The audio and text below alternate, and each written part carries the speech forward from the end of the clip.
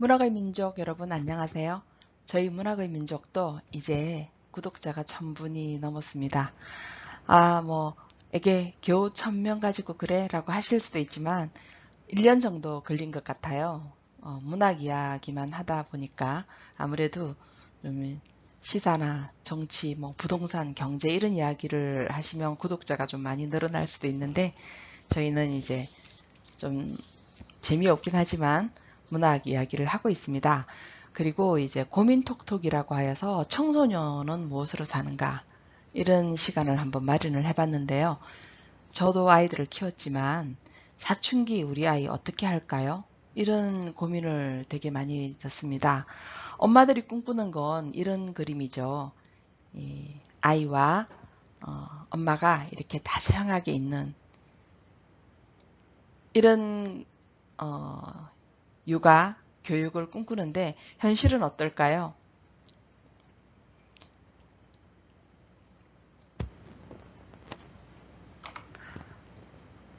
네, 현실은 이렇게 어, 반항하는 강아지 그림인데요. 그렇습니다. 우리가 생각하는 건 이런 것들인데 이렇게 사춘기를 보내고 싶은데 아이들의 마음은 이렇게 질풍노도의 시기가 되어서 어, 반항하고 어딘가로 달려나가고 싶습니다. 그래서 질할 총량의 법칙이라는 말도 나오고 중2병이라는 말도 나오겠죠. 여기 이 질풍노도의 청소년의 모습을 닮았죠? 질주 본능이라고나 할까요? 중학생이 되면 사실은 요즘은 좀 더 빠릅니다. 초등학교 5학년만 되어도 엄마랑 대화가 통하지 않는다고 하는 아이들이 많습니다. 저는 이제 청소년들하고 25년 이상 아이들과 만났었는데요.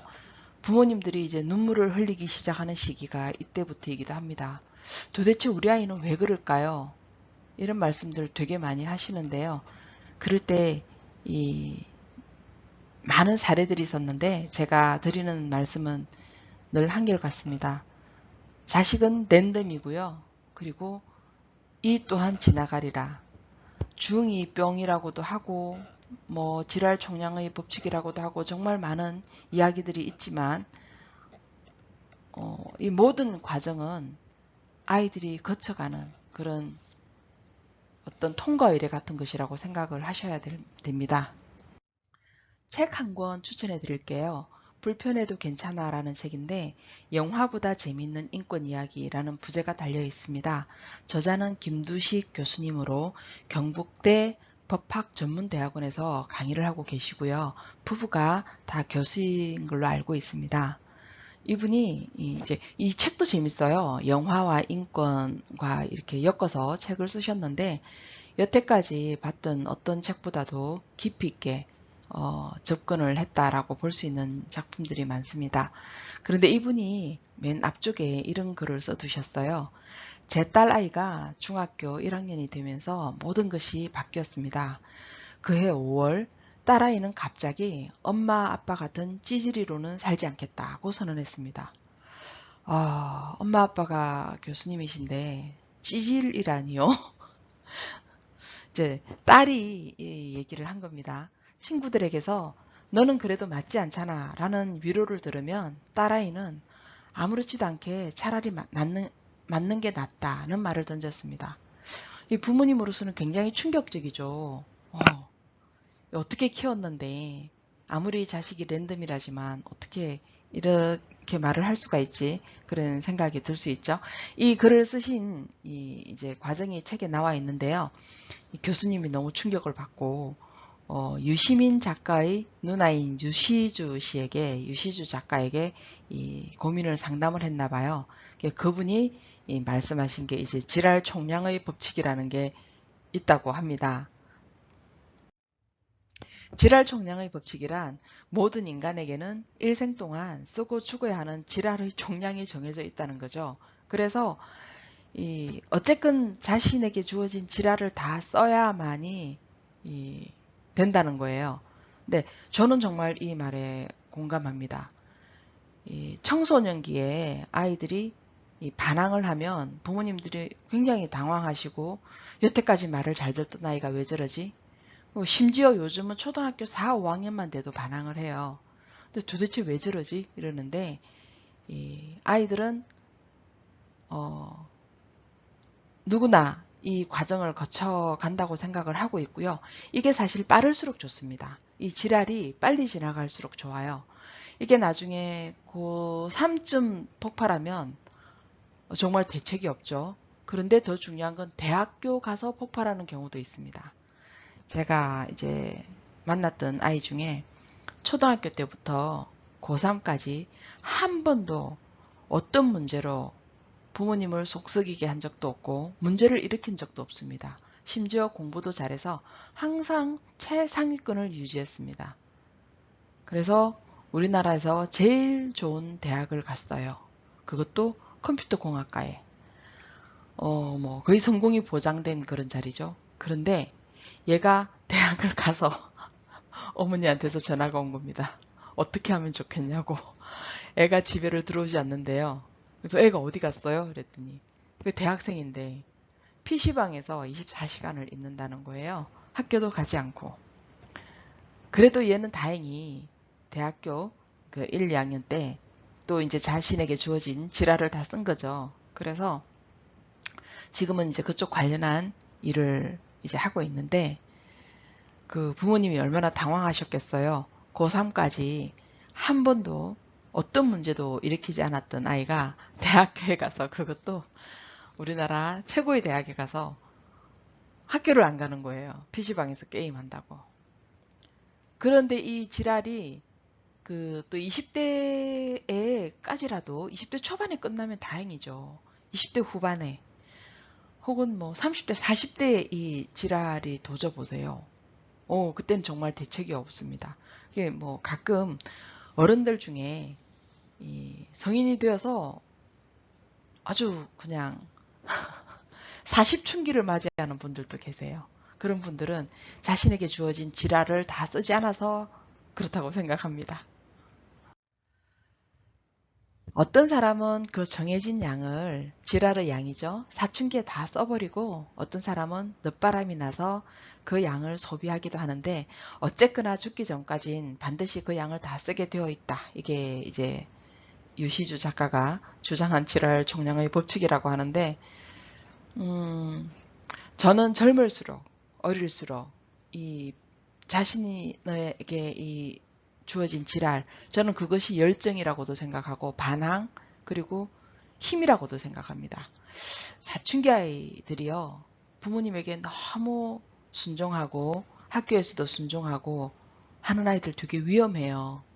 특히 부모님에게 절대적으로 복종하고 순종하는 아이는 더 위험합니다. 이 아이들은 나와서 밖에서 반항을 할 가능성이 높고요. 학교에서도 학원에서도 집에서도 아무 곳에서도 반항을 하지 않는 아이는 그 에너지가 계속 응축되고 있다고 생각하시면 됩니다. 그게 어느 순간 언제 어떻게 터질지 몰라요. 그래서 저는 사춘기에 이 열정이 폭발하는 것이 가장 좋고 그 다음에 20대 초반에 하는 것이 좋다라고 생각을 합니다. 그래서 이 지랄을 나쁘게 볼 게 아니에요.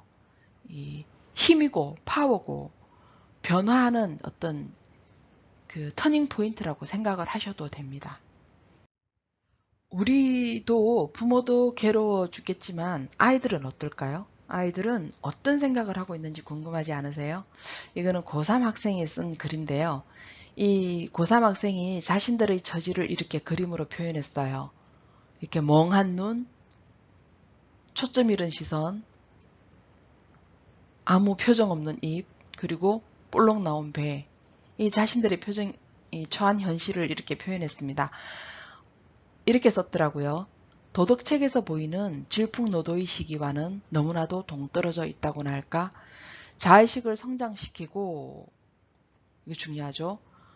더불어 살아가는 삶을 배울 시기에 입시라는 경기장에서 검투를 하고 있는 청소년들, 관전하고 있는 부모들, 비록 옛 로마 관중들처럼 검투사의 죽음을 즐기진 않겠지만 청소년과 여러 가지 기술을 구사해야만 살아남을 수 있는 검투사들의 처지가 흡사하다는 것을 인정해야 한다.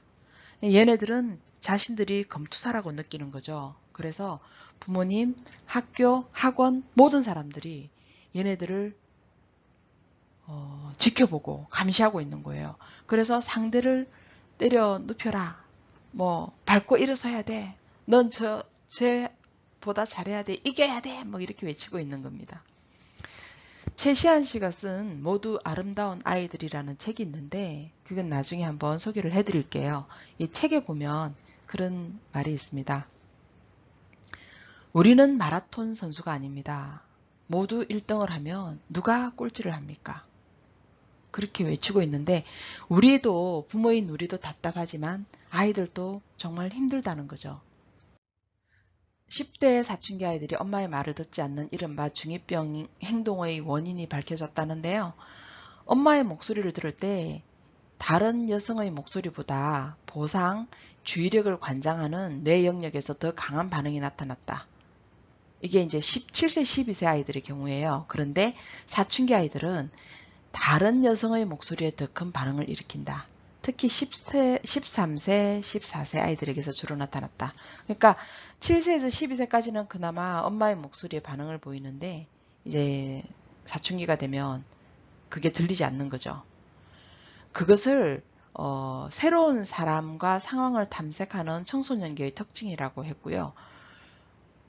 부모들이 10대 자녀와 의사소통이 제대로 안 돼서 좌절감을 느낄 수 있지만 이것이 바로 새로운 사람과 상황을 탐색하는 청소년기의 특징이라고 이해를 하라라고 이제 조언을 하고 있습니다.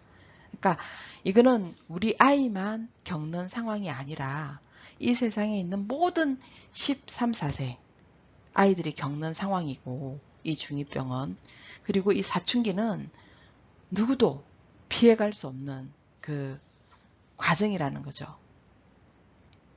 그렇게 생각하면 좀 위로가 되시죠? 어떤 아이가 이제 중학교 1학년 아이가 시를 썼는데 이 아이들의 심정을 한번 생각을 해보자는 거죠. 잘못한 일 없는데 오해해서 벌 주시는 우리 선생님. 벌 받은 아이 따지고 싶지만 더 혼날까 두려워 꾹 참네. 따지지 못하는 아이들은 답답해. 매일매일 잔소리하시는 우리 어머니. 잠시 쉬고 싶어도 엄마의 잔소리에 벌떡 일어난다. 그럴 때면 큰소리 치고 싶은데 혼날까봐 두려워 또 꾹 참네. 큰소리 한번 치지 못하는 아이들은 답답해. 엄마가 혼내시면 괜히 나서서 날 더 혼내시는 우리 아버지. 왜 참견이냐고 대들고 싶지만 아빠가 무서워서 꾹 참네. 한번 대들지 못하는 아이들은 답답해. 따지지도 큰소리 대들지도 못하는 우리 아이들. 우리들은 새장 안에 갇힌 새. 우리들의 이름은 벙어리새. 이 아이는 중1 때 이 시를 썼었는데 굉장히 얌전했었어요. 근데 그리고 엄마 말도 되게 잘 듣고 글방에 와서도 한 번도 반항한 적이 없고 학교에서도 굉장히 착했어요. 그래서 뭐 문제가 전혀 없었는데 이 시를 쓰고 나서 저는 좀 놀랐었습니다. 얘가 자신을 벙어리새라고 생각할 줄은 몰랐거든요. 그런데 이후에 좀 반항을 했습니다. 그래서 지랄이 좀 발동이 되어서 엄마하고 아빠하고 좀 힘들었는데 어른이 돼서는 굉장히 잘 자랐습니다. 그래서 대학생이 되고 아주 그냥 의젓하게 그렇게 이제 훌륭한 청년으로 자랐더라고요.